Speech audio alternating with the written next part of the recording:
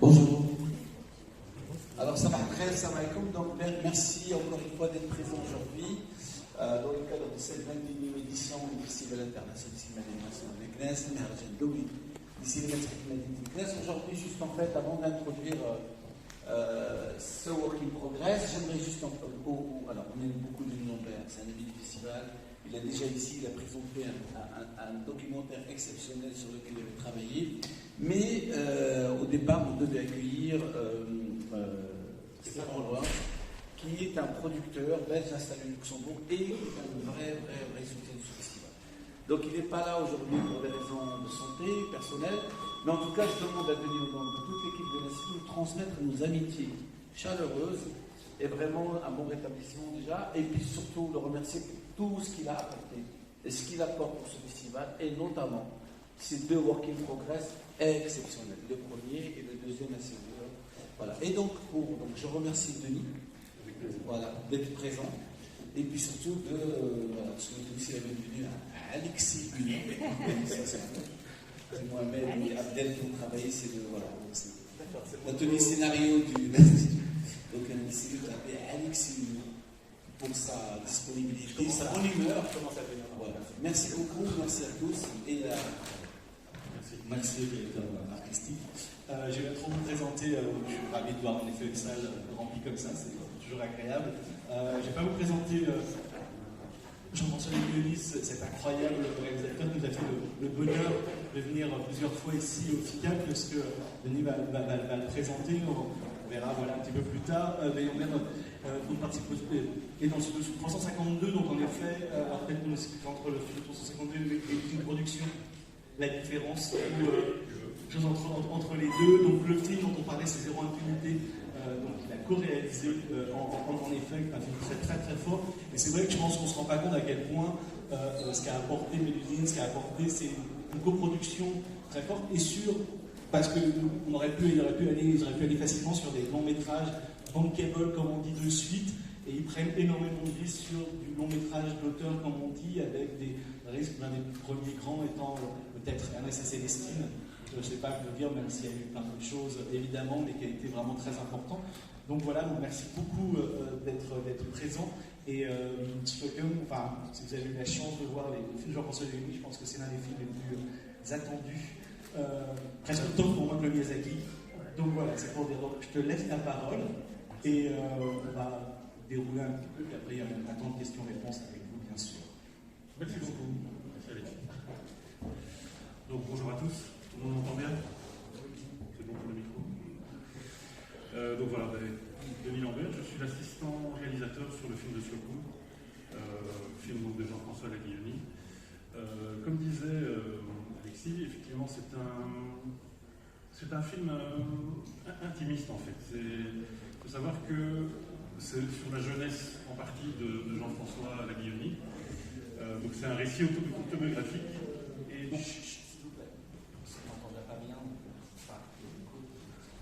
donc, le film Siokou retrace la vie d'un enfant de 10-11 ans. Merci. Donc, je disais, c'est un récit intime et autobiographique. Donc, Siokou retrace la vie d'un enfant de 10-11 ans, qui est plutôt réservé et qui va, en fait, il va découvrir la vie. Il va découvrir ce qu'il aime, ses passions. Il faut savoir qu'il aime beaucoup dessiner, il aime beaucoup son milieu là où il vit, qui est le bord de Marne, donc il va aller un petit peu crapahuter sur les bords de Marne.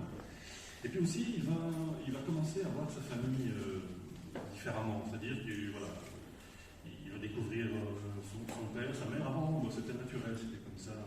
Maintenant, il commence à essayer de déchiffrer un peu leur caractère. Donc, et surtout, il va découvrir aussi l'univers maritime. Alors, finalement, Siokou, c'est un récit initiatique et sensible, et surtout poétique. Et ça va nous raconter le passage de l'enfance à l'adolescence, et en fait, les premières réflexions qui en découlent et qui vont nourrir l'adulte et l'artiste qui va devenir. Donc, comme je l'ai dit, c'est inspiré de sa propre histoire familiale. Donc il va retracer l'histoire de ses parents, parents qui sont passionnés par les aventures maritimes, justement. Donc ils décident, comme ça, je suppose qu'après quand même quelques réflexions, de construire la réplique d'un bateau historique et mythique qui s'appelle le Spray. On va le découvrir un peu plus loin, je vous expliquerai un peu plus. Et donc ils décident de construire ce bateau dans le jardin de leur pavillon de banlieue, en Seine-et-Marne, et à l'est de Paris. Donc ici, à l'écran, vous voyez une photo, par exemple, du père de Jean-François, Pierre, qui est en plein début de la fabrication de ce bateau, le Spray, et on peut apercevoir en dessous un dessin de Jean-François qui adapte ce récit, ce souvenir. Voilà.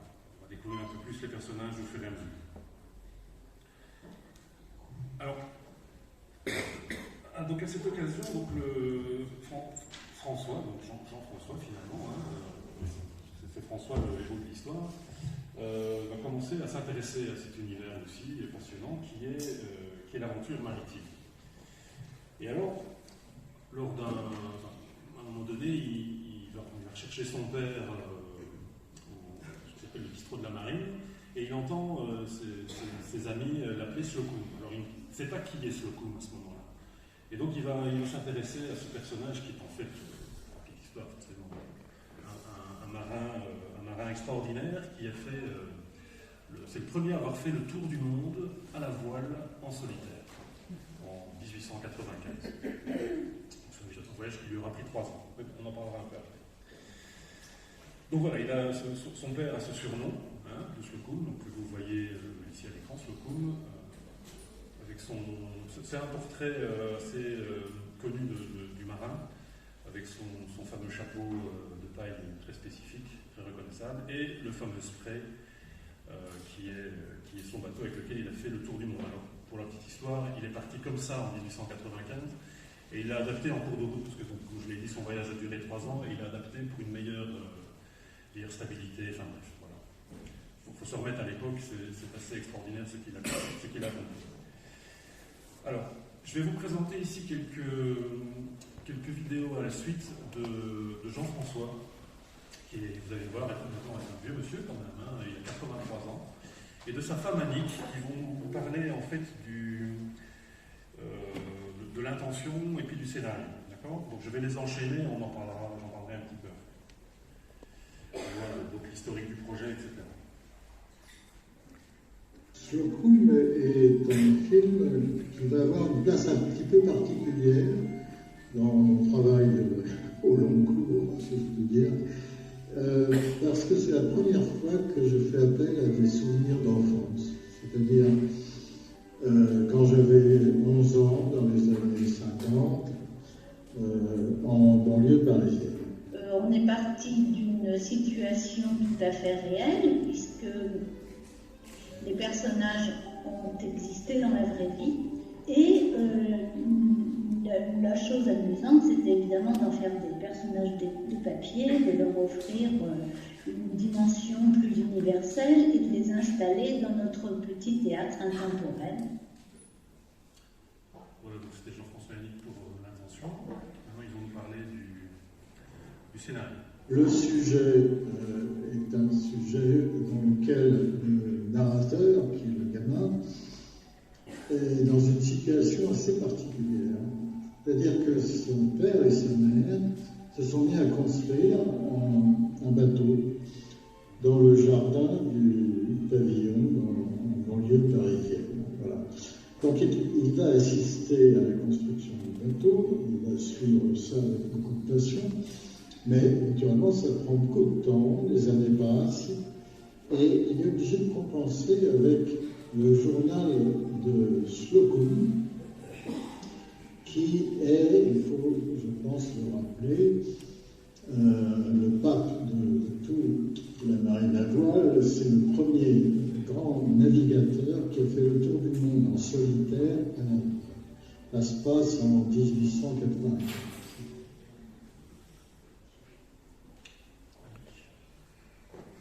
Donc, ce qui m'a plu dans cette aventure, c'est rapport avec la construction du bateau et l'aventure du vrai personnage Slocum et la relation qu'il y a entre ce gamin et son père qui construit un bateau dans le jardin. Ça raconte pour moi comment, à travers les événements de notre enfance, qui nous paraissent tout à fait anodins quand on est enfant, on vit ça comme une aventure du quotidien assez banale.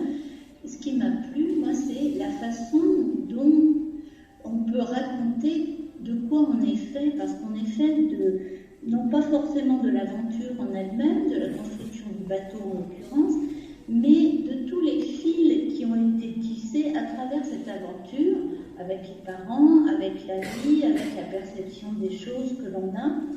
Et cette aventure-là permet de révéler de quoi nous sommes faits.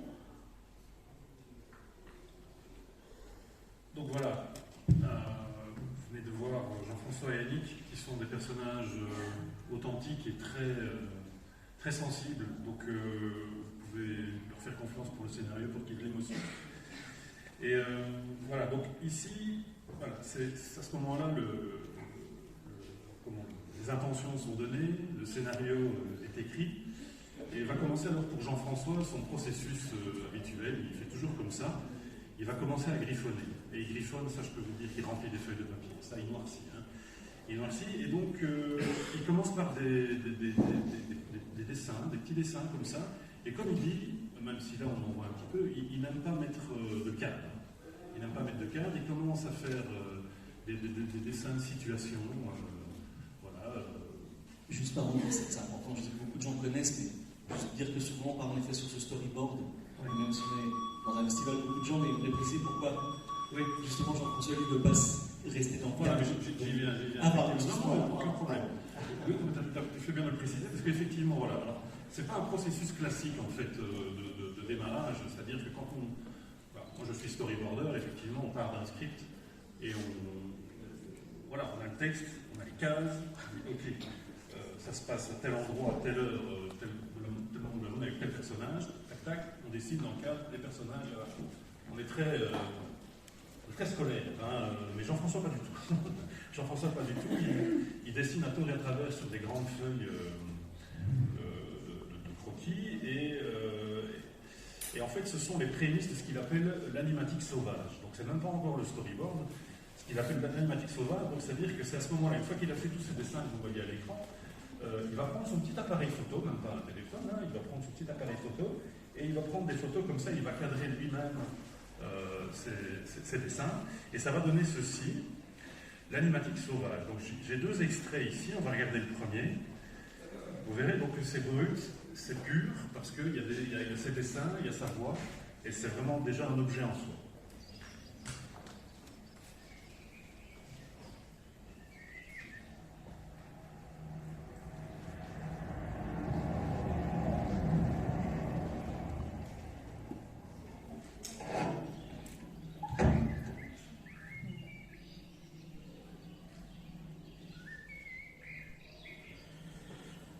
L'homme que vous avez vu sortir de sa voiture, c'est lui, c'est mon père.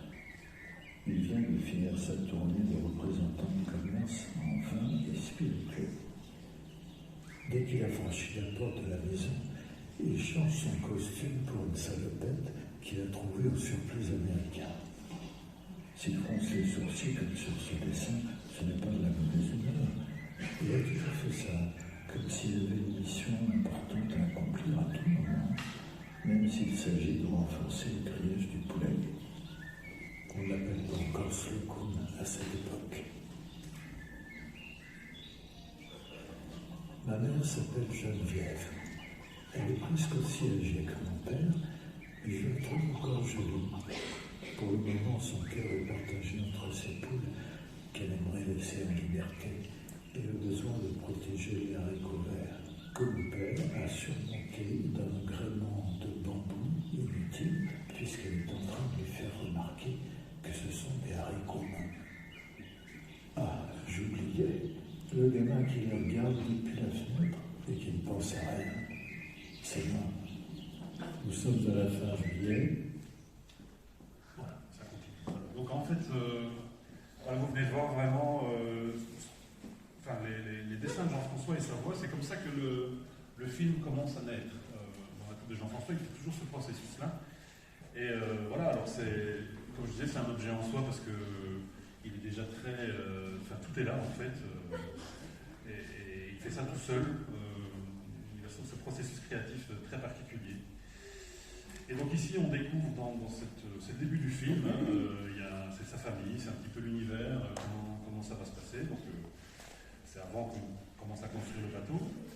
Et je vais vous en montrer un deuxième qui est intéressant aussi, parce que c'est un moment clé ici au début du film, c'est le moment où il découvre Joshua Slocum.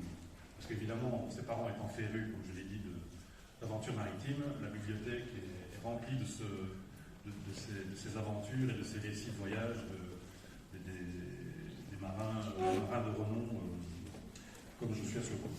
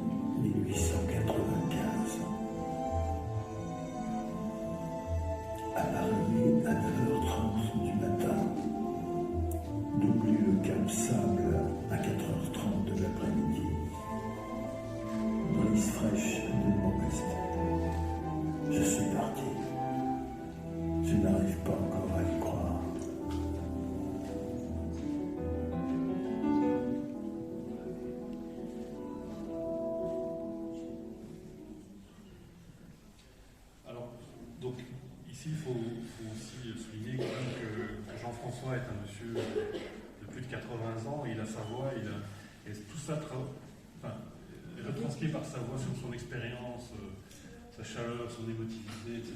Et ce passage avec Slocum, là, on l'entend lire, parce que ce sont les textes de Joshua Slocum traduits, forcément en français, de son journal de bord, ça s'appelle Le voyage autour du monde, sur un voilier de 11 mètres.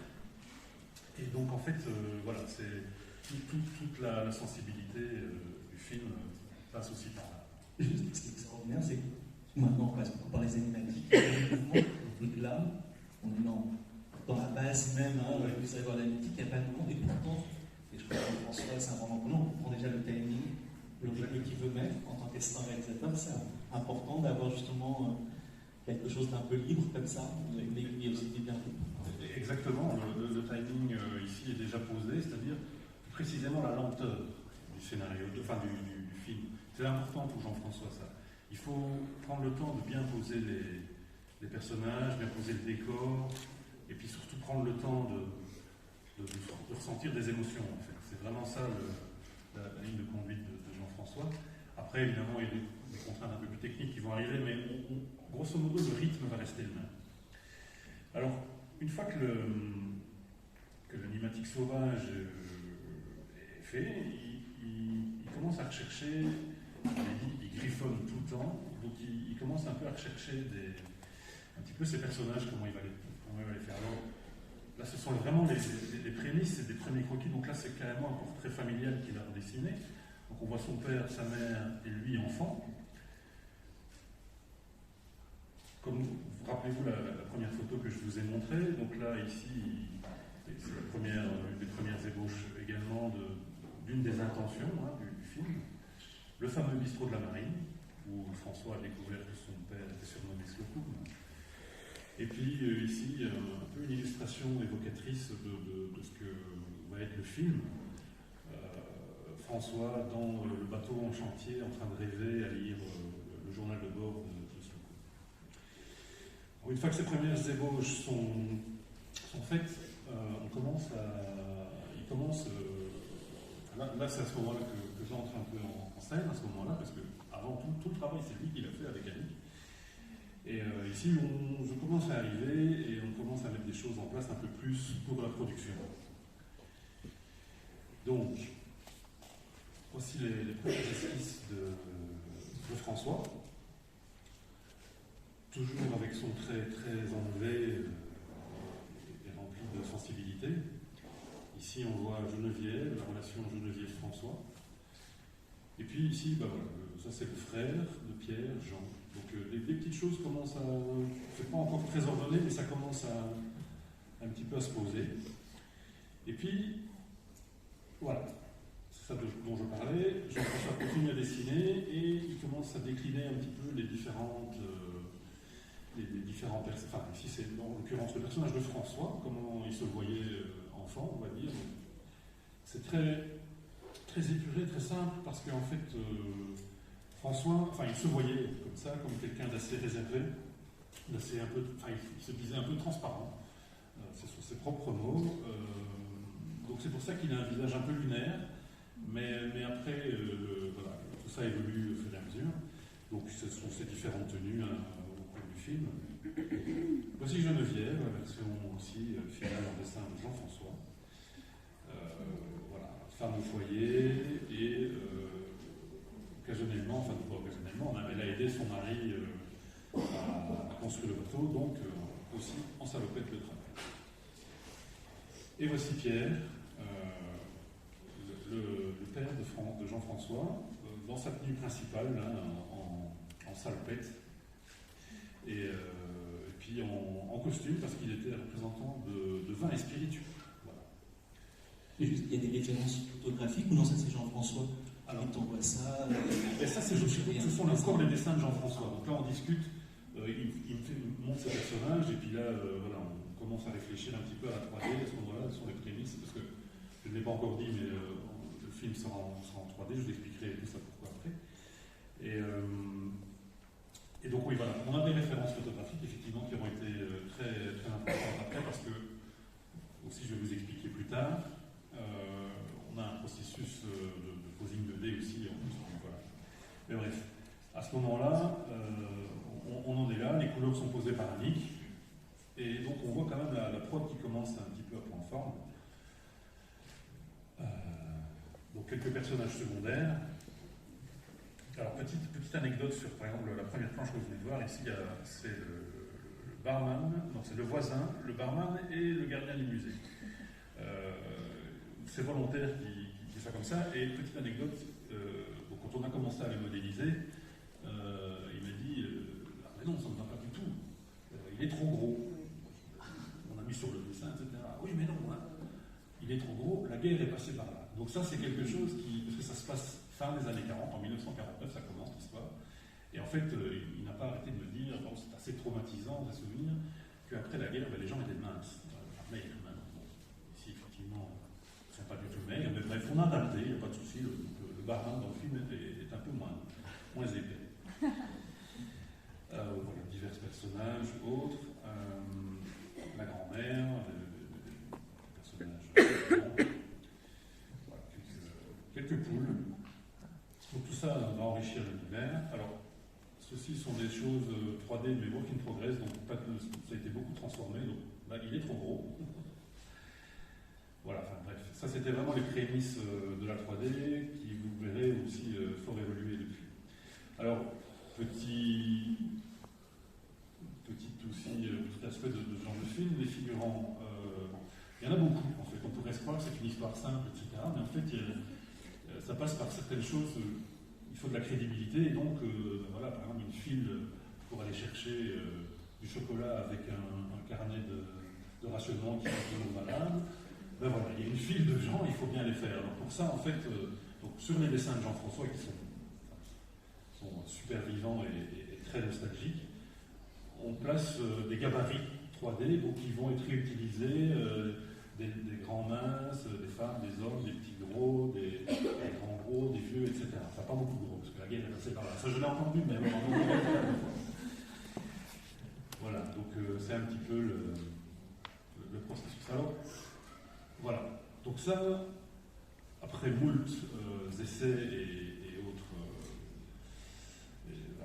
autres dessins, on arrive enfin à la version finale du style. Donc il faut savoir que nous, on a repris le film. Il y avait déjà un trailer qui avait été fait, mais qui a été complètement remanié. Et donc voilà, pourquoi la 3D, vous me direz, parce que c'est vrai que finalement, quand on voit un film de ce style-là, on dit, mais pourquoi ne pas le faire en 2D? Mais en fait, oui, pourquoi pas, mais ici, pour des raisons qui sont propres à Jean-François aussi, c'est que, en fait, ce film fonctionne en diptyque avec Louise en hiver, un de ses précédents films. Donc Louise en hiver étant plus dirigée vers la mer, enfin le personnage de la maman, on va dire, une évocation. Hein. Et ici, Slocum, on est sur le personnage du père. Donc il fallait qu'on fasse la même technique pour des raisons de production, et puis surtout, c'est bien aussi parce que ça nous permet aussi beaucoup de facilité sur d'autres choses. Donc ici, par contre, alors moi j'ai insufflé ça et j'ai proposé ça à Jean-François, c'est qu'on essaie d'avoir un rendu le maximum 2D possible. Donc ici, vous voyez au niveau du trait, on a travaillé le trait de crayon qui est un rendu 2D sur un personnage 3D qui fonctionne plutôt pas mal et qui permet d'avoir des fluctuations sur le trait, des choses qu'on gomme, etc. Au niveau de la texture, ça a un petit peu évolué aussi, il y a un peu trop de blanc sur ce personnage-là, mais ça fonctionne aussi un peu, c'est variable selon l'endroit où il se trouve. Pardon, je ne sais pas si tu en parlais, mais c'est sur quel logiciel? Il y a pas mal de professionnels. Oui, mais les professionnels vont sursauter. On travaille sur Studio 3D Studio Max, pardon. Donc, c'est vrai qu'en production, on travaille plus sur Maya, voilà. Mais ici, c'était. En fait, historiquement aussi, c'est-à-dire qu'on a repris les modèles 3D, en tout cas, on les a complètement transformés, mais la base était des modèles 3D de JPL Film, qui travaillaient sur Mise en hiver sur 3D Studio Max, qui ont commencé sur 3D Studio Max, et puis donc le superviseur et le designer des caractères sur le trailer travaillent là-dessus, et c'est lui aussi qui a travaillé sur les personnages principaux, nouvelle version. Donc voilà, on a un petit peu plus long. Voilà, c'est pas compliqué la vie, on a continué avec 3D Studio Max. Mais bon, voilà. Donc, ça c'est pour le style des personnages. Alors, autre chose d'assez important pour donner de la crédibilité au film, c'est tout ce qui est accessoires et tout ce qui va définir l'univers de cette France fin des années 40, début des années 50. Donc ça passe par vous voyez, un autobus, la fameuse 4 chevaux, une brouette, et tous ces objets, en fait, il faut savoir que Jean-François vénère a vraiment une grande admiration pour le catalogue Malufrance. Alors, le catalogue Malufrance, c'est une encyclopédie, en fait, où on pouvait tout acheter, tous les outils qu'on voulait, tous les accessoires nécessaires. Et donc, c'est une source d'inspiration pour nous et pour lui, pour dessiner tous ces objets du quotidien dans une famille fin des années 40. Donc ici on aperçoit un petit peu tout le matériel le jardin, on voit ici le vétuse qui a servi à courber les planches pour la fabrication du bateau, sac à dos et autres, voilà. On a des véhicules supposés dans le catalogue Malufrance, donc ça vous pourrez beaucoup avec des vieilles photos. Et c'est pas pour autant qu'il va y mettre beaucoup de réalisme, hein. C'est quelque chose, c'est une réinterprétation, mais dans la réinterprétation, il arrive à donner cette nostalgie et cette époque. Et alors, en 3D, voilà, nous, on a commencé à retravailler. Là, ce que vous voyez ici, c'est une étape de la construction du bateau en 3D, un outil en 3D. Voilà. Alors, enfin, direz-vous, le storyboard, oui, il arrive seulement à ce moment-là. Parce que jusque-là, on est tout le temps à travailler avec l'animatique. Le storyboard est nécessaire quand même parce qu'à un moment donné, on va commencer à travailler la production, le layout, commencer à animer les personnages, etc. Donc, en fait, finalement, le storyboard, c'est une conformation de l'animatique de Jean-François. Donc, ces fameuses photos qu'il a prises sont mises bout à bout et on les met sur le qui est très important aussi, parce que ça nous a permis, Jean-François et moi, de retravailler des scènes qui ne fonctionnaient pas tout à fait, et donc on a griffonné et qui s'est réintégré dans la suite. Alors comme je le disais, voilà, la production commence et on commence les layouts de décor. Donc le layout de décor, en fait Jean-François a commencé à dessiner quelques lieux, quelques DG, quelques décors types de ce milieu. Et on a beaucoup discuté de ça aussi, parce que moi je me posais comme question, mais on va avoir de la 3D, mais tu veux garder le trait de crayon, etc. Donc finalement on a décidé de faire une technique mixte. Donc tout le layout, tous les décors ont été faits sur papier, en traditionnel, avec le bon vieux crayon, un crayon 8B. Jean-François voulait travailler avec un crayon 8B. J'ai triché, j'ai fait ce qu'on appelle du 6B. Et des fois même je taillais mon crayon. Lui ne taille pas son crayon, il veut le plus d'épaisseur possible. Donc on dessine une touche papier, puis on scanne et les couleurs sont mises dans Photoshop. C'est un compromis qu'il a accepté, parce qu'au départ j'avais essayé de lui vendre une brosse Photoshop qui faisait un effet crayon, c'était pas mal du tout, mais non, il a vu la différence. J'ai fait le test, je lui ai montré, parmi plusieurs décors, je lui ai montré des décors numériques scannés, et dans le tas il y avait un tout numérique Photoshop, il a mis le doigt dessus. Vraiment, voilà. Donc quelques décors. Donc là, on a vu précédemment la maison d'enfance de Jean-François, enfin de François, pardon. Et ici son quartier, les bords de Marne, enfin les bords de Marne près de Chailly-sur-Marne, donc là c'est encore un petit peu dans la ville.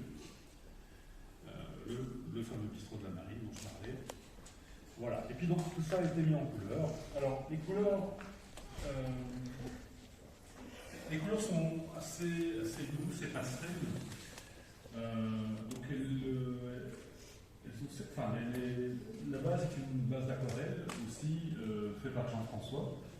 Et chez nous, voilà, Pascal Gérard, qui est notre superviseur décor couleur, a adapté ça en Photoshop. Donc là, ce que vous voyez là, c'est des couleurs Photoshop. Ce sont des couleurs Photoshop.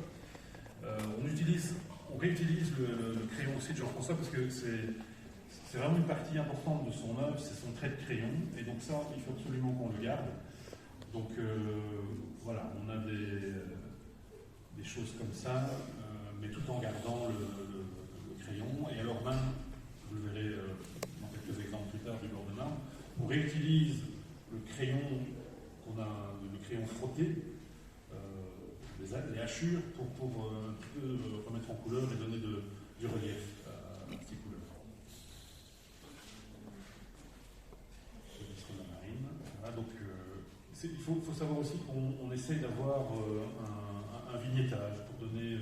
Les bords ne sont pas finis, on en revient un petit peu au processus créatif de Jean-François, qui lui, quand il commence à faire son animatique sauvage, ne veut pas de cadre, donc ça l'embêtait aussi d'avoir un cadre, mais bon, il en faut bien pour voir un film. Donc voilà, donc c'est pour ça que vous voyez que les bords ne sont pas finis. Et les fameux bords de Marne sur l'île au Rat. Et donc, ce dont je parlais, vous voyez le fond qui est très, très impressionniste finalement comme approche. On réutilise le crayon pour donner une épaisseur, des choses plus en volume.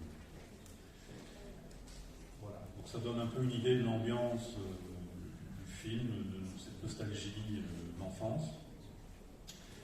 Et ceci, qu'est-ce que c'est? C'est un color script, colorboard.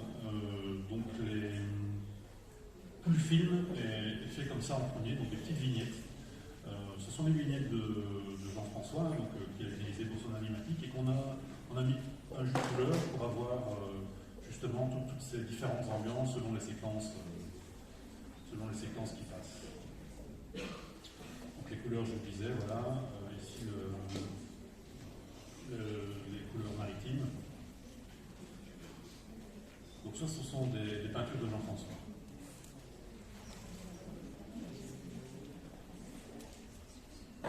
Alors, l'animatique sauvage de Jean-François, comme je le disais, est un objet en soi, mais malheureusement difficile à traduire en production.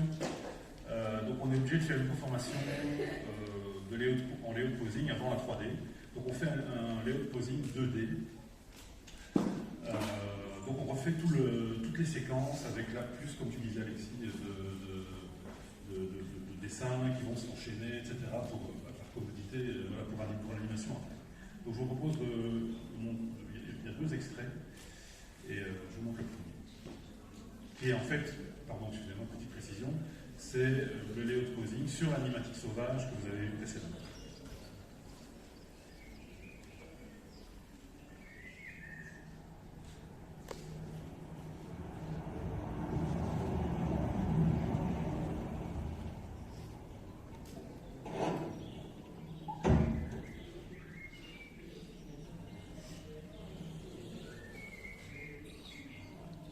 L'homme que vous avez vu sortir de sa voiture, c'est lui, c'est mon père. Il vient de finir sa tournée de représentant du commerce en vin et spiritueux. Dès qu'il a franchi la porte de la maison, il change son costume pour une salopette qu'il a trouvée au surplus américain. S'il fronce les sourcils sur ce dessin, ce n'est pas de la mauvaise humeur. Il a toujours fait ça, comme s'il avait une mission importante à accomplir à tout moment, même s'il ne s'agit que de renforcer le village du poulailler. On ne l'appelait pas encore Slocum à cette époque. Ma mère s'appelle Geneviève. Elle est presque aussi âgée que mon père, mais je la trouve encore jolie. Pour le moment, son cœur est partagé entre ces poules qu'elle aimerait laisser en liberté et le besoin de protéger les haricots verts que mon père a surmontés d'un gréement de bambou inutile, puisqu'elle est en train de lui faire remarquer que ce sont des haricots noirs. Ah, j'oubliais. Le gamin qui les regarde depuis la fenêtre et qui ne pense à rien, c'est moi. Nous sommes à la fin juillet. Donc voilà, vous remarquez que le posing est plus au modèle, même si de toute façon il ne sera pas utilisé comme tel, mais il est plus au modèle justement pour pouvoir donner plus d'indications à l'animateur 3D sur les mouvements. Alors vous avez remarqué aussi que ce n'est plus la voix de Jean-François, c'est le premier comédien qui arrive sur le plan, c'est Elias Gouper, voilà, qui fera la voix du narrateur et la voix de François. Alors, on pourrait se dire, mais c'est dommage, la voix de narration, vous voyez venir, c'est mieux un vieux monsieur qui raconte sa vie, mais en fait non, parce qu'en fait, au moment où il commence son récit, c'est le François qui a 16-17 ans et qui raconte un petit peu cette histoire de bateau, et on a décidé de prendre une voix plus jeune, pour justement pour intéresser aussi les adolescents et les jeunes adultes qui s'identifient un petit peu à cette aventure. Et juste, tu as beaucoup pensé de nostalgie, est-ce que justement c'est pour pas être trop dans la nostalgie Exactement. ce changement de Tout voix? à fait. Tu as tout à fait raison. C'est pour ne pas être justement trop dans la nostalgie. Il y a une partie nostalgique dans le récit, effectivement. Mais voilà, en réalité aussi, il faut quand même que le film soit intéressant à voir et ne soit pas rébarbatif par une voix trop vieille. Oui, Jean-François n'est pas quelqu'un qui fait Merveilleuse en hiver, c'est pas de la nostalgie, il réfléchit sur la vie, sur ce qui s'est passé, mais il n'y a pas l'idée de se dire, c'était forcément mieux avant, je ne sais pas si. C'est ça, c'est pas du tout le propos, c'est pas de dire que c'était mieux avant. Là, ici, c'est une tranche de vie qui raconte, elle peut tout à fait transposer actuellement dans sa philosophie, etc. Je vous propose la deuxième version. Le deuxième morceau d'année de Léo Posy, qui est aussi la découverte du journal de bord de Slocum.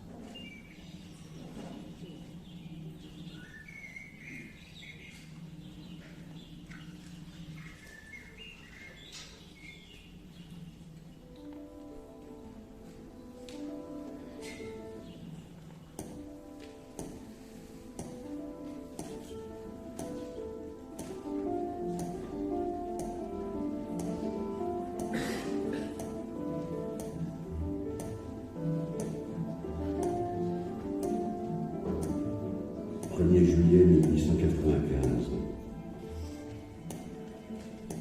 Appareillé à 9h30 du matin. doubler le Cap Sabre à 4 heures de l'après-midi. Brise fraîche de nord-ouest. Je suis parti. Je n'arrive pas encore à y voir.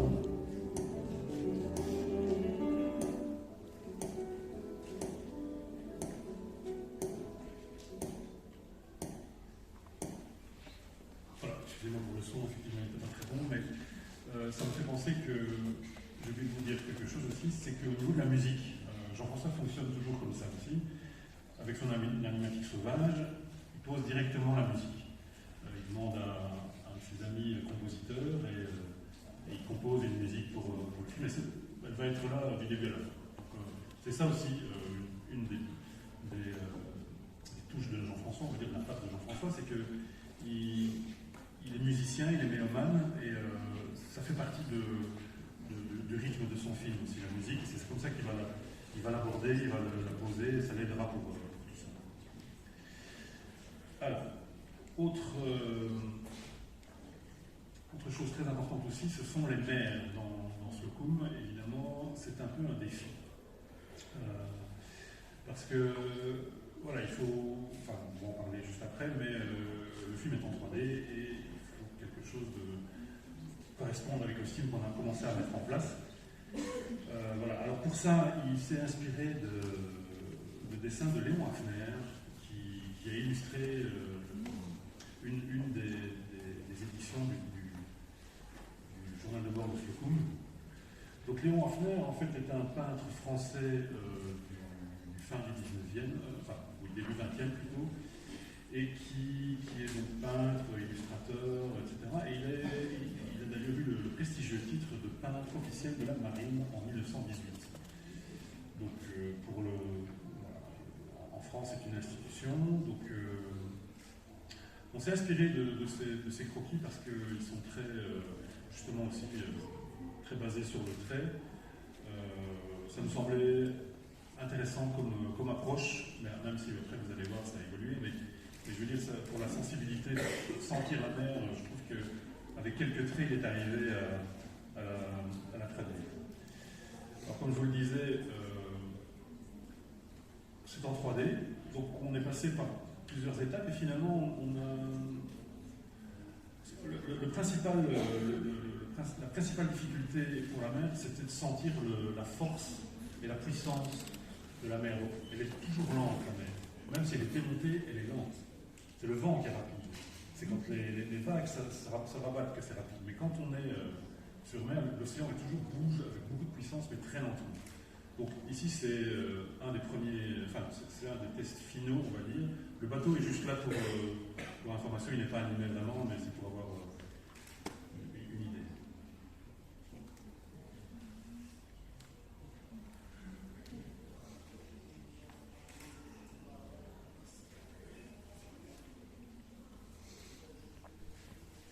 Donc voilà,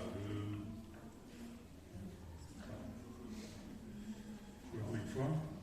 Donc ici, vraiment, donc tout est en 3D, forcément. Mais il fallait que ça s'intègre aussi par rapport à ce que vous avez vu précédemment, les peintures de Jean-François, le style qu'on a choisi pour les personnages. Voilà. Je suis curieux pour la même, pardon. Est-ce que des fois on prend des notes sur d'autres films? Oui, par exemple sur Cogno, plus le style de mer, des choses comme ça. Est-ce qu'on regarde aussi bien l'animation, mais aussi de continuer, on regarde des films pour se dire, ben voilà, en plus de regarder la mer, on va dire. J'ai dû voir à peu près 250 documentaires sur les traversées en tout genre, et notamment un documentaire qui s'appelle La Grande Route, et alors les vieux gréments aussi, la course des vieux gréments, donc qui est en fait des documentaires sur des marins qui parcourent le globe. Et donc on a observé quasi image par image et comprendre après, prendre du recul pour justement donner ce rythme. Et alors, il avait fait un autre film qui s'appelle L'île de Blackmore, qui est là, l'animation des mers était en 2D, et l'approche était déjà assez intéressante, je trouvais. Donc voilà, c'est en s'inspirant de tout ça, et effectivement, tu parlais de Miyazaki, tout à fait. J'ai revu ce genre de Tokyo, par exemple. Voilà, c'est très. Mais attention qu'il faut s'en séparer, il faut s'en détacher, parce que le but ici n'est pas de faire le même type de. Mais voir c'est toujours cette question de rythme, en fait. fin de compte, tout vient toujours là avec les films de Jean-François. Il faut que ce soit, le rythme soit bien posé, c'est déjà une bonne partie du travail. Voilà, alors, oups, pardon. Voilà. Donc, on arrive au compositing. Donc, les décors sont faits, la couleur est faite, on a les personnages modélisés et commence l'animation. Alors, il faut voir si tout cela fonctionne, effectivement, l'un avec l'autre, parce que c'est toujours le gros challenge quand on fait un film d'animation, c'est que le personnage s'intègre bien à l'univers, au décor. Et donc ici, voilà un premier test de compositing de François qui descend les escaliers avec une lampe rouge.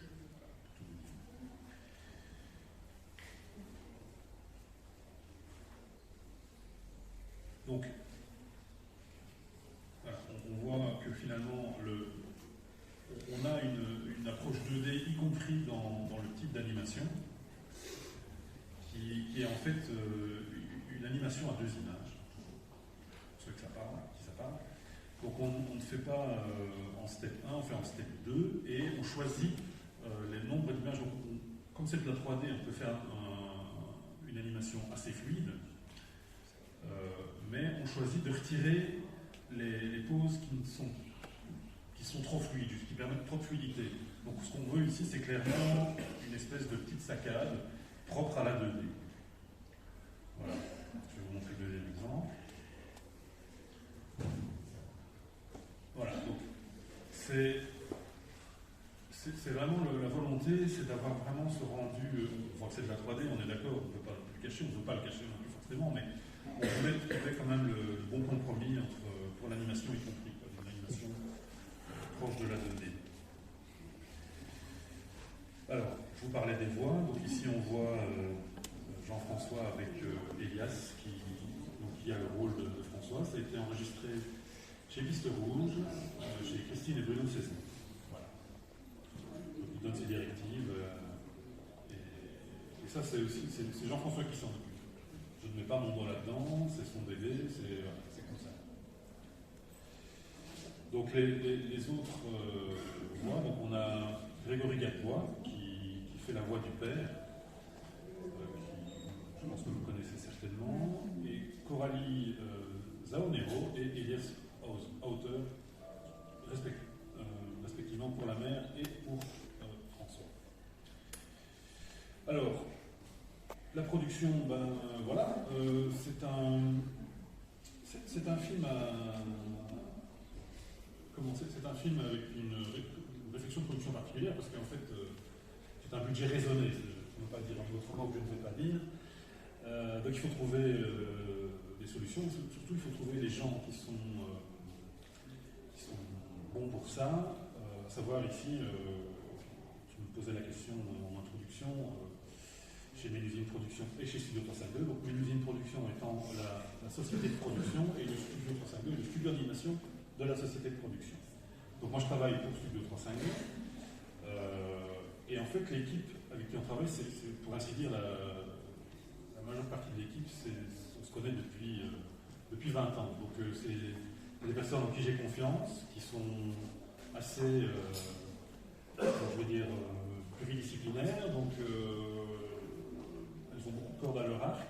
Et malgré tout, on a aussi des jeunes qui s'ajoutent tous les ans. Et là, je travaille avec une jeune animatrice de 22 ans qui est prometteuse. Et voilà, donc ça n'empêche pas. Donc, mais voilà, tout ça donne un film un peu organique. J'aime bien ce terme, mais depuis le début avec Jean-François, c'est un film organique parce que justement, c'est des vrais humains derrière. Et surtout, on n'hésite pas à revenir avec chercher la présidence. Ah tiens, on est à la couleur, tiens, ce serait bien s'il y avait ça en plus au dessin. Donc je reprends ma table à dessin, je redessine, etc. Donc voilà, ça c'est, vous voyez là, c'est la photo de tout le studio, enfin peut-être pas tous, mais une bonne partie. Donc comme on le disait, la production s'est construite sur une relation de confiance, sur un travail continu assidu d'équipe d'artistes triés sur le volet pour leur sensibilité et leur talent. Comme je le disais, ça fait 20 ans qu'on on commence à voir les choses différemment, ses parents différemment, on voit ça d'un œil différent. Donc, il faut aussi comprendre que Slocum, ce film, c'est une clé qui ouvrir les portes, on va comprendre l'œuvre de ce grand cinéaste qui est Jean-François. Et donc dans ce cours se dévoilent les éléments qui ont émaillé de leurs influences, les différents films de son œuvre. Et j'espère que ça vous a plu, j'espère que vous aurez envie d'aller voir ce film. En tout cas, sachez que nous, on y met de l'émotion. On est très fiers et très honorés de pouvoir travailler sur le tout dernier film de Jean-François. Ce sera le dernier enfant. Voilà, je l'ai dit volontairement à la fin, parce que ce sera que celui-là, il y en aura plus. Voilà, merci beaucoup. Merci à tous.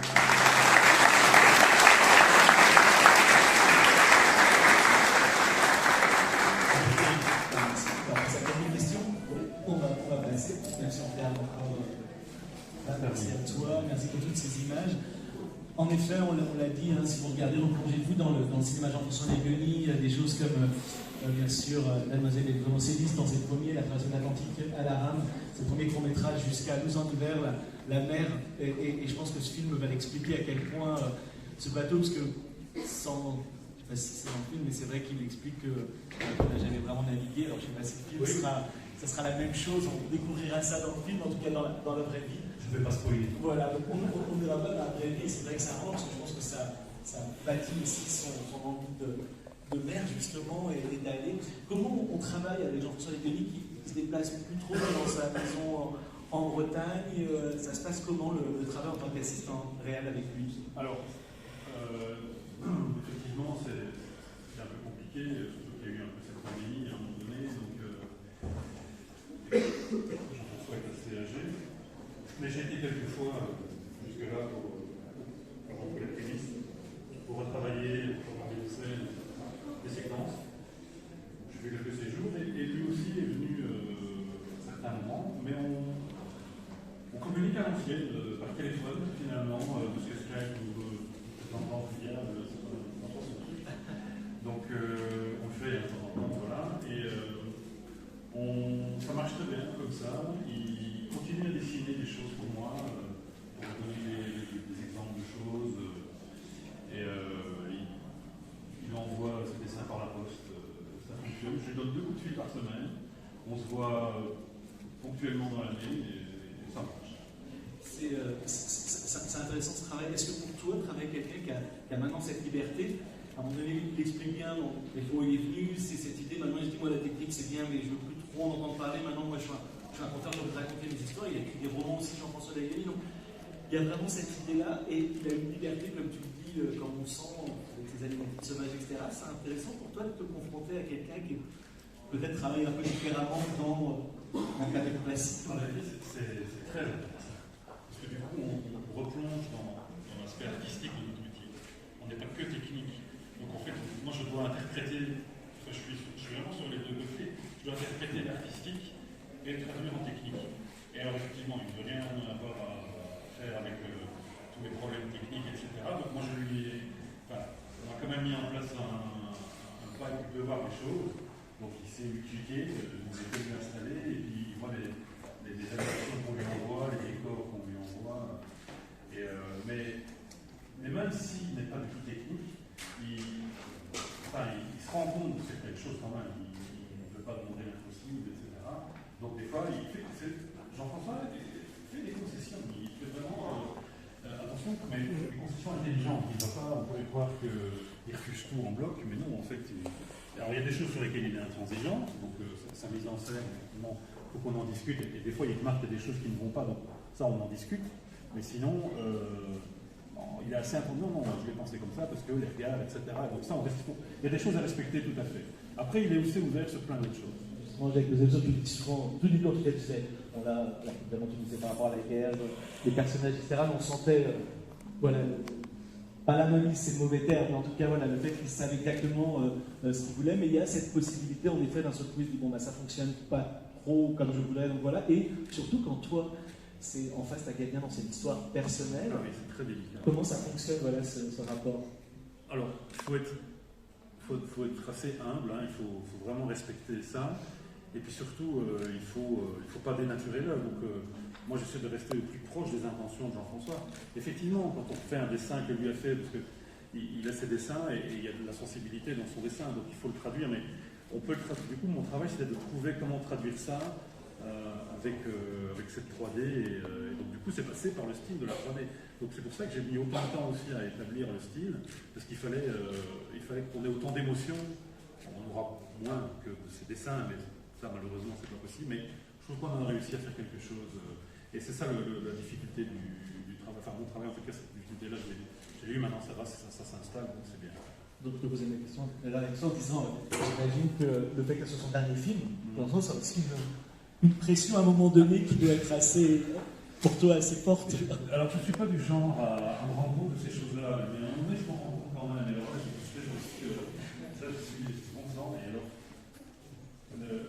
là où ça prend encore aussi, c'est qu'à un moment donné, écoute, voilà, j'ai fait un petit papier que si jamais je mourrais, c'est toi qui. Bon, ok, non, j'espère que ça n'arrivera pas. Donc voilà, et donc ça, à ce moment-là, effectivement, j'ai ça sur les épaules, mais c'est vraiment. Je pense que j'ai des bonnes épaules, donc ça va, mais c'est vrai que c'est le challenge, le défi est important. Bon, ce qu'il faut savoir aussi très rapidement, c'est qu'on a eu la chance de voir Aléla, énormément de Fontevraud, la nef, on a eu la chance de faire 40 minutes à l'époque de l'animatique sauvage de Montant sur les Guenilles, à l'époque DJPL, on ne savait même pas que le film était très gros parce que le film n'était pas sûr d'être complètement financé, et donc de voir que ça y est, et enfin, voilà, on sait que l'activité c'est quand même un bonheur de voir ce grand monsieur. On va faire ce seul film. Est-ce que vous avez maintenant, moi j'ai posé des questions, est-ce que vous, Marcel, vous avez des questions? On peut demander c'est quoi les plus grands challenges que tu as eu sur ce. Pour être assistant réalisateur sur ce. Alors, le plus grand challenge, un des plus grands challenges en tout cas, c'était, on vient d'en parler, c'était de traduire l'émotion de ce récit, en fait, qui est un récit très intime. Moi, au long de cette présentation. Ça c'était vraiment parce qu'il fait toujours avec les regards et puis surtout la non-animation.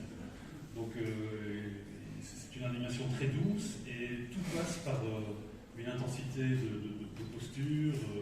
Il n'y a pas beaucoup d'animation, mais quand elle est là, il faut qu'elle soit juste. Et là c'est vrai qu'on rejoint aussi des animations comme Miyazaki, etc. Ça c'était un des défis les plus importants. Le deuxième, il est encore en cours d'ailleurs, c'est la mer. Donc il y a un défi artistique et il y a un défi technique qui rend aussi par la technique, justement, cette technique 3D, rendre la beauté d'un océan, d'un bateau sur la mer. Par rapport juste au regard, c'est intéressant ce qu'on parlait hier. Christophe, c'est vraiment parlé des fois d'exagération qu'on peut avoir dans l'animation. Et c'est vrai qu'il y a une scène, je ne sais pas si elle a encore, mais il a été très tôt au cinéma. Jean-François Laguilloni, il le découvre, et c'est vrai que c'est aussi presque pas un jeu de prise de vue continue, c'est toujours embêtant ce genre de mots, mais en tout cas, les acteurs, quand tu parles des regards, c'est à ne pas forcément faire trop dans les mouvements, dans les émotions, il faut toujours que ça soit exagéré, mais justement rester dans une subtilité ou dans une simplicité, on va dire. Ouais. Et alors, oui, il a été très tôt au cinéma, il a vu des films, Les Gamins et autres, mais des fois, en fait, c'était des situations de personnes à table, en train de manger un repas simple, et de discuter, mais sans esbrouf. C'est ce cinéma-là qui prend comme référence, en tout cas quand il est gamin. Après il y a des films d'animation, mais ça c'est un petit peu la base de son univers.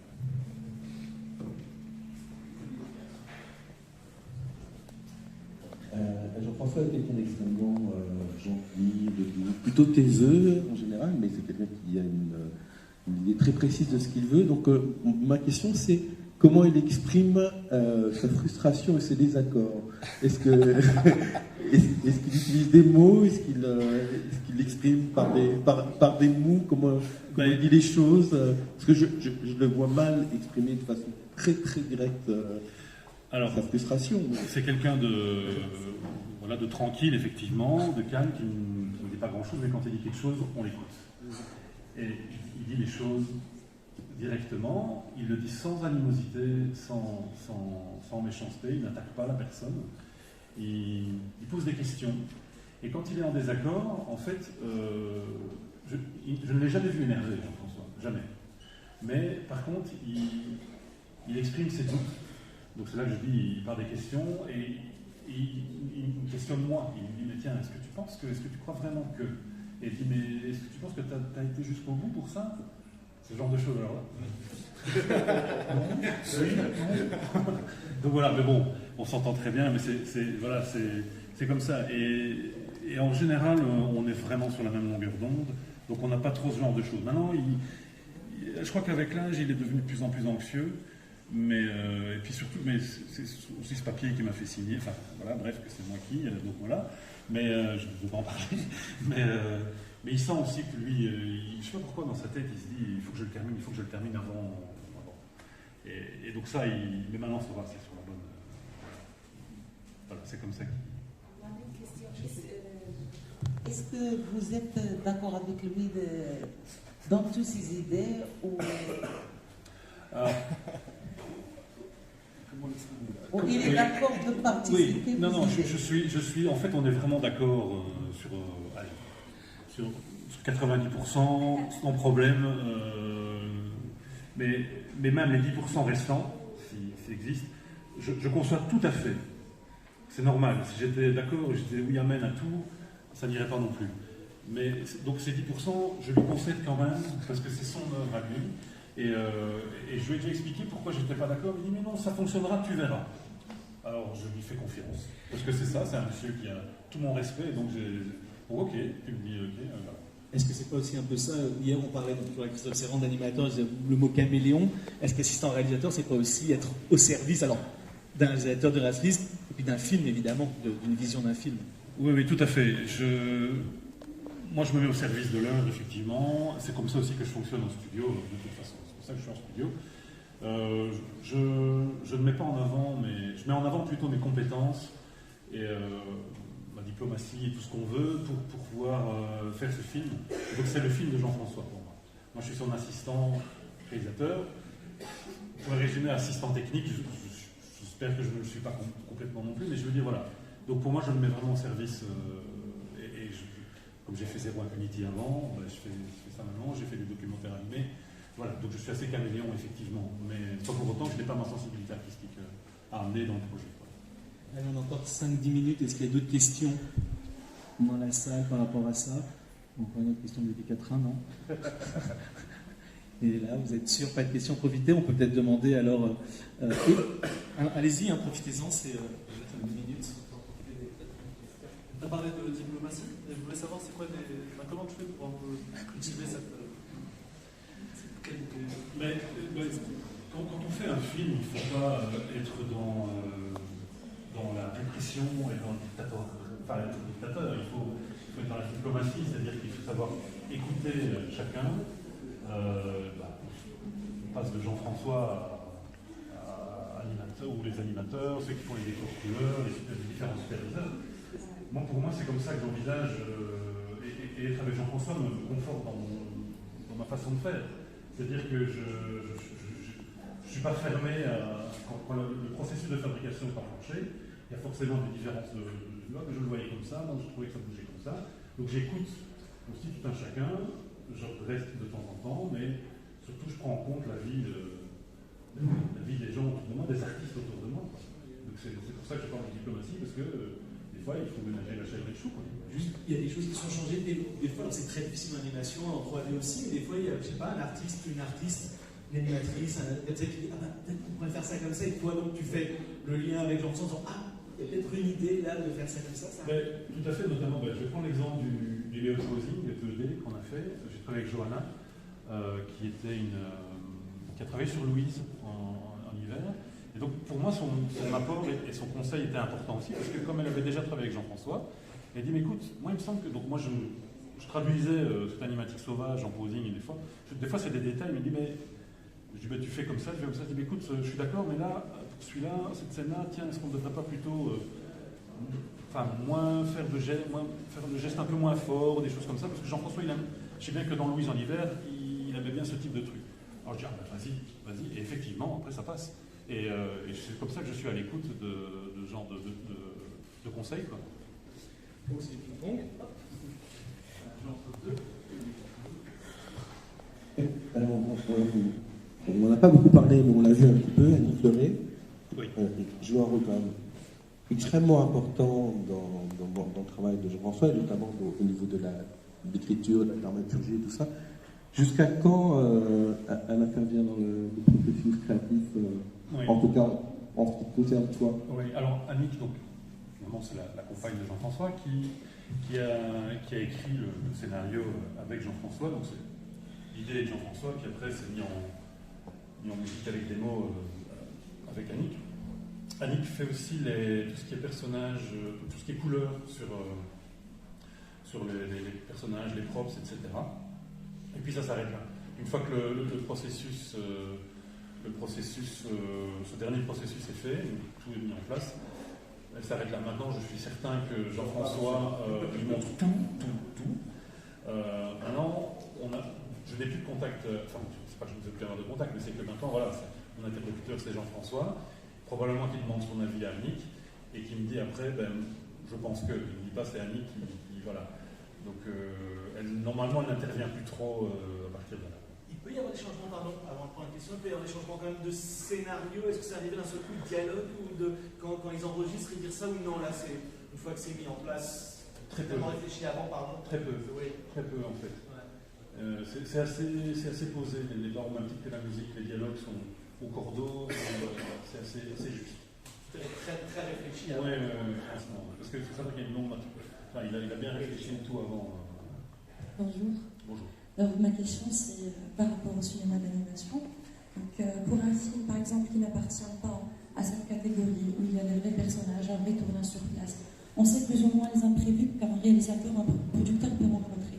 Par contre, pour le cinéma d'animation, quels sont les imprévus qui peuvent vraiment bloquer le processus de réalisation? Les imprévus, c'est en fait toujours la même chose, c'est qu'on prenne trop de temps, parce qu'on a envie de peaufiner des choses plus qu'on devrait. Donc les imprévus, c'est le planning qui augmente, l'argent qui diminue. Ça, c'est dans les films d'animation comme ça, on est très serré par ce genre de choses. Au niveau créatif et technique, normalement, c'est sur des rails. Mais voilà, après, ce qui pourrait arriver, c'est qu'on n'ait pas bien réfléchi la difficulté d'animation ou des choses comme ça, mais bon, ici ce n'est pas le cas. Mais ça peut, on a sous-estimé des choses et on oublie le truc, voilà, il faut faire ça en 2 jours, mais non. Voilà. Donc c'est ce genre de choses, ce genre d'imprévu. Et est-ce que finalement, parce qu'on dit que c'est un film simple entre guillemets, en tout cas avec moins de traits, les décors on voit ou quoi, mais quand même, on sent qu'il y a beaucoup de choses. C'est drôle quand il descendait là. Ça vous a posé un peu à Little Lemo, sans maquette, quand il descend 5 escaliers, etc. Donc il y a quand même un foisonnement. C'est difficile, ça, à la fois d'être dans la simplicité et aussi dans le foisonnement. Tu disais, il y a plein de figurants, il y a plein, c'est. Oui, mais alors, en fait, c'est la même chose. Il faut réfléchir le style dans sa globalité. Et une fois qu'on a mis les éléments importants, qu'on a défini ce style, et quels sont les éléments importants qui vont définir ce style, à chaque fois, donc l'expérience fait qu'on arrive à trouver la simplicité quand il la faut. Et alors, par exemple, tu parlais des figurants, effectivement, mais non, on a très peu d'animes à ce moment-là. Donc, effectivement, on va jouer plutôt sur des. Donc, on va faire les figurants, il y aura il ne faut pas que ce soit trop présent non plus, donc il y aura une espèce de gamme de couleurs. Il y a même certains figurants qui sont très éloignés, je vais les dessiner. Donc, c'est des choses comme ça qui doivent se mettre en place. Donc, ça se réfléchit à chaque fois. C'est un peu comme des choses surtout dans Playtime, Jacques Tati. Il y avait des décors, il y avait des personnages très loin, les figurants étaient dessinés. Il n'y avait pas forcément fait, donc en fait on retrouve quand même un peu des choses entre les mondes du cinéma. Est-ce qu'il y a une dernière question dans la salle? Ouais, allez, la dernière.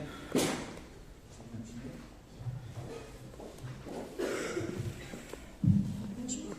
En fait, si j'ai bien compris, bien sûr, l'œuvre, elle est très inspirée de la vie de Jean-François, mais je me demandais par rapport à quel point est-ce que sa vie a été un support d'écriture pour cette aventure. Ou bien si ça, bien sûr, vous ne pouvez pas me spoiler la suite, mais est-ce que ça, excusez-moi, est-ce que ça a juste servi d'un point de départ, ou bien est-ce que l'œuvre a respecté les années de sa vie tout au long? Je ne suis pas Jean-François, mais je pense pouvoir répondre quand même un minimum. C'est-à-dire que lui en parlerait mieux, forcément, puisque c'est son histoire. Mais donc c'est une courte période de sa vie qui est le passage de l'enfance à l'adolescence. Donc il a il a 10 ans et on va jusqu'à 16 ans. Et donc en tout cas, dans le souvenir, on est dans le souvenir vraiment de A à Z. Maintenant, dans les détails, non. Donc en fait, c'est l'évocation d'un souvenir le film, c'est ça, c'est l'évocation d'un souvenir. Donc est-ce que est-ce qu'il a été à un moment donné en Normandie ou pas, on découvre, voilà. Peut-être que ça s'est fait après ou quoi, mais c'est comme ça. Donc on n'est pas dans l'idée, en tout cas, c'est tout à fait une tranche de sa vie. Alors juste avant de remercier Denis Lambert, ce que je voulais vous dire, c'est qu'à 14h, alors vous avez plein de choses à 14h, je sais qu'il y a quelque chose d'important, parce qu'il y a une rencontre avec les chaînes de télé marocaines qui va être à 14h, qui va se passer. À 14h, c'est quelque chose de très intéressant, c'est dommage, mais c'est des lois de grands festivals comme ça. On va parler avec le scénariste de Nayola et le réalisateur des Démons d'Argile du Portugal, et je trouve que c'est assez intéressant. On va voir pourquoi le Portugal aujourd'hui est aussi important sur la scène d'animation. Leur court-métrage a eu le Annie Award récemment, il est aux Oscars, les 2 films ont eu un grand succès, et c'est intéressant de voir que peut-être ça a commencé il y a une vingtaine ou une trentaine d'années, et qu'aujourd'hui, ils récoltent des fruits de choses qu'ils ont fait, notamment de coproduction avec l'ASNER, enfin en Bretagne, en France, etc. Et donc, je pense que même pour le Maroc, c'est dommage que ça soit presque en même temps, parce que c'est intéressant de voir comment un pays qui a mis il y a 30 ans, qui a commencé à mettre des petites choses il y a 30 ans, récolte aujourd'hui les fruits. Et ce qui fait que des fois ça prend du temps évidemment pour faire. Donc c'est assez intéressant, et je vous conseille vraiment aussi à 19h Interdit aux chiens aux Italiens d'Alain Huguetto, qui est un film magnifique et qui est aussi un film qui parle de la vie du réalisateur, en tout cas de la vie de cette famille. En tout cas, merci beaucoup pour toutes ces images. Merci.